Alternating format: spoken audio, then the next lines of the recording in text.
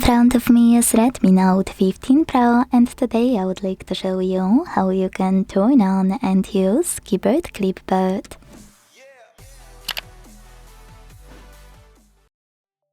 Begin by launching your keyboard and clicking on this icon of Clipboard at the top.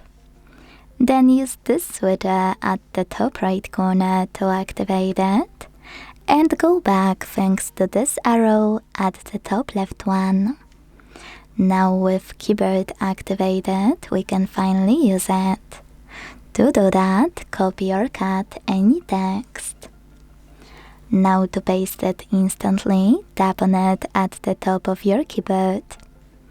To paste it later on, select Clipboard and tap on your text here. If you want to paste it after an hour, you need to pin it or it will disappear. To do it, just hold your text and use pin icon from the pop-up. You can unpin it the same way.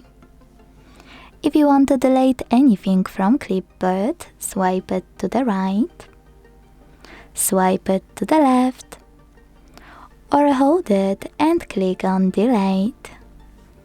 Last but not least, to disable Clipboard, use the same switcher as before. Thanks so much for watching. If you enjoyed this video, leave a like, comment and subscribe. Bye!